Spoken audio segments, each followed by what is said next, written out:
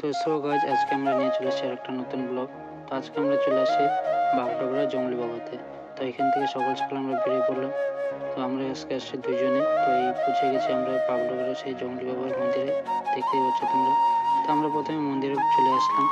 তো আজকে শিবজয়ন্তী উপলক্ষে আমরা আসছিলাম দুজনে মিলে জল ঢালতে। তো খুব একটা সুন্দর ভিউ ছিল সকালে মর্নিংবেলা। যাওয়ার সময় ভাই খুবই আমাদের প্রবলেম ছিল, যেহেতু রাইডিং আমি করছিলাম আগে 2 দিন থেকে, আমার কোনো ঘুমই হয়নি। মন্দিরে পৌঁছে গেছি আমরা। তো খুব ঠান্ডা লাগছিলো, যে হাত অবশ হয়ে যাচ্ছিলো। তো সেখান থেকে আমরা মন্দিরে পৌঁছে গেলাম, এখান থেকে কিছু জিনিস নিলাম মন্দিরের জন্য। তো এখান থেকে একটু ঘোরাঘুরি করে এখান থেকে চলে আসলাম মন্দিরের ভেতরে। তো এখানে দেখতে পাচ্ছি সেই মেন মন্দিরটা। তো এখানে যেয়ে আমরা দুজন মিলে জল ঢাললাম। খুবই ভালো লাগছিলো সকালবেলা পুজো করে। তো সেইখানে দেখছো আমরা দুজন মিলে পুজো করছিলাম এখানে, আর লোকের অনেক ভিড় ছিল।